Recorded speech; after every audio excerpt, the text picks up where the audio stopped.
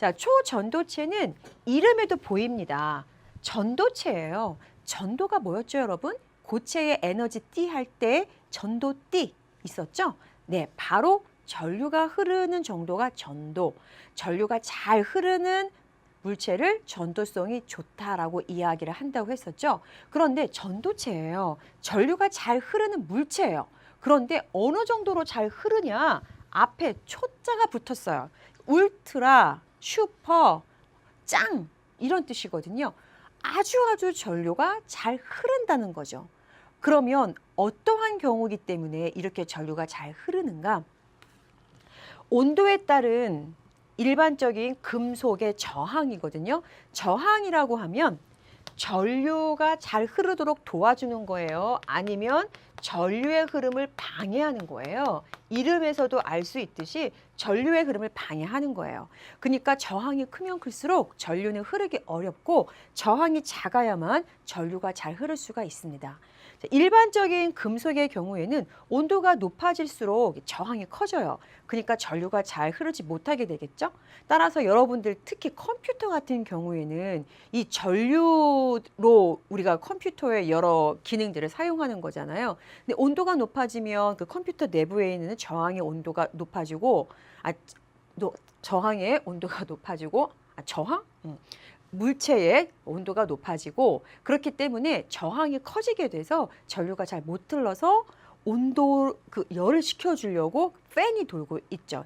그래서 팬을 있다는 것을 여러분들이 알 수 있는데 일반적인 금속의 경우에는 온도가 높아지면 저항이 커집니다. 그런데 초전도체의 경우에도 마찬가지로 온도가 올라가면 저항이 커져요. 그러니까 전류가 잘 못 흐르겠죠. 그런데 너무 신기한 게 있어요. 바로 뭐냐? 이 경우예요. 저항이 0이에요.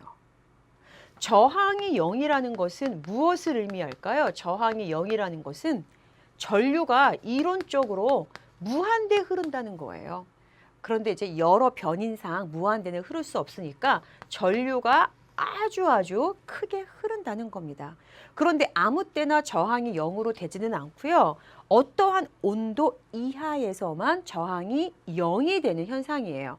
이 온도가 굉장히 결정적인 온도잖아요. 그 온도 이하일 때 저항이 0이 되니까 영어로 크리티컬 템퍼러처예요.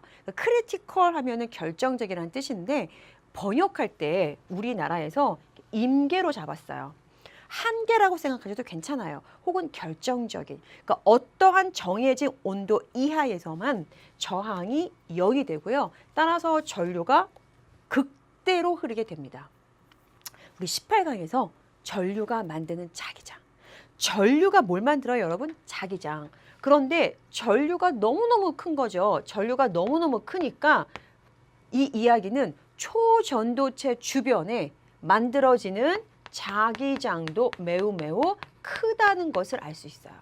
즉, 전류를 크게 하는 효과도 있고 더불어 자기장도 커지는 거죠. 이 자기장, 큰 자기장을 어디에 사용하느냐? 바로 MRI에 사용을 합니다. 이 MRI라고 하면 자기 공명 영상 장치인데 왜 도너츠처럼 생긴 거에 이렇게 사람이 누워서 들어가잖아요. 그 도너츠가 솔레노이드처럼 이렇게 감겨져 있어요. 그리고 그 재질이 초전도체예요. 그러니까 임계온도 이하로만 그 온도를 조절해주면 저항이 0이 되면서 극대의 전류가 그 도너츠 모양의 솔레노이드에 흐르게 되고 따라서 커다란 자기장을 그 내부에 만들어주면서 이제 우리 몸에 그 자기장에 반응하는 것들 가지고 이제 우리 몸을 이렇게 간접적으로 보여주는 장치인 거죠. 그리고 또 하나는 핵융합로라고 되어 있는데 우리가 대단원 4단원에서 핵분열, 핵융합을 배울 거예요. 근데 원자력 발전이라고 들어보셨잖아요. 그거는 핵분열을 쓰는 거거든요. 하지만 에너지는 핵이 융합할 때, 두 개의 핵이 하나로 융합할 때 훨씬 더 큰 에너지가 방출이 됩니다. 그런데 우리는 왜 그럼 핵융합을 안 쓰고 핵분열을 쓰느냐? 핵융합 과정에서 나오는 에너지가 너무나 크기 때문에 너무나 뜨거워요.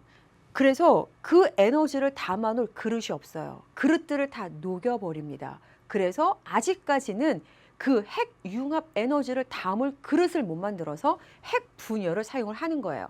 그런데 바로 이 초전도체가 강력한 자기장을 형성하면서 그러한 핵 융합 과정에서 나오는 에너지를 견딜 수 있는 것을 우리나라 카이스트가 그 연구에 성공을 했어요. 그래서 외신 기자들이 엄청 대거 몰려와서 인터뷰를 하기도 했는데, 근데 문제는 그 시간이 매우 짧아요. 제가 이제 어렴풋이 기억이 나는데 거의 이제 1분이 안 되는 시간. 하지만 그만큼의 시간도 견딜 수 있다는 거가 굉장히 놀라운 일이었던 것 같더라고요. 그래서 어쨌거나 이제 중요한 것은 저항이 0이기 때문에 전류가 크게 흐르고 따라서 주변의 자기장도 크게 만들 수가 있다. 이게 바로 누구라고요? 초전도체예요. 그런데 이 초전도체는 저항이 0이 됐을 때 물론 전압을 걸어주어야만 전류가 흐르는 겁니다. 전류 관계 말고요. 반자성체가 되는 성질도 가지고 있어요. 자, 여러분들 교재에 보시면 외부 자기장이 놓여 있고요. 그리고 그 옆에 초전도체가 놓여져 있습니다. 자, 외부 자기장이 있고요. 그 근처에 초전도체가 있습니다. 그런데 만약 이 초전도체의 온도를 임계 온도 이하로 떨어뜨려서 저항을 0으로 만들어주면 외부 자기장에 밀리는 반자성체가 됩니다. 자, 다시 얘기를 하면요. 우리 자성체의 종류에서 반자성체 배웠죠. 반자성체라고 하면은 외부 자기장의 배열과 반대 방향으로, 따라서 외부 자기장이 왼쪽에 N, 오른쪽에 S인데 초전도체는 오른쪽에 N, 왼쪽에 S가 되는 이런 형태로 이제 자성을 띠게 되는 거거든요. 자, 그 왜 그러냐면 외부 자기장 N극에서 자기력선이 나오죠. 이 자기력선이 초전도체를 통과합니다. 그런데 이 초전도체는 자기 내부에 들어오는 자기력선을 몹시 꺼려해요. 그래서 어떻게 하느냐? 자기력선을 없애버립니다. 그러면 왼쪽 방향의 자기력선을 없애는 방법은 초전도체 스스로 오른쪽 방향의 자기력선을 만드는 거죠. 상쇄시켜서 없애는 거예요. 그러면 초전도체 내부에 자기력선이 만들어진다는 얘기는 초전도체가 자석이 됐다는 얘기고, 그리고 자석 내부에서는 S극에서 N극으로 자기력선이 만들어지는 거죠.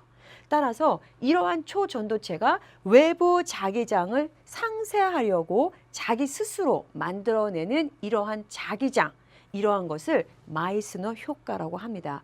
따라서 초전도체는 외부 자기장과 같은 극이 나란히 하고 있으니까 청력이 작용하고 서로를 밀어내겠죠. 그래서 실제로 초전도체의 사진을 제가 삽입을 해왔는데요. 이것이 초전도체고요. 이 아래에 있는 것이 자석입니다. 지금 떠 있죠. 그리고 초전도체에 뭔가 희끄무리한 게 묻어 있어요. 이거 제가 인쇄 상태가 나쁜 게 아니고 액체 질소예요. 액체 질소는 굉장히 온도가 낮죠. 따라서 초전도체를 지금 임계 온도 이하로 만들어준 상황이에요. 그렇기 때문에 마이스너 효과에 의해서 외부 자기장에 밀리고, 따라서 상대적으로 가벼운 초전도체가 밀려서 공중에 떠 있는 사진입니다.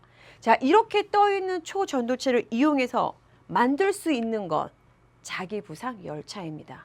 즉, 표면과 닿아 있지 않기 때문에요. 레일의 표면이죠.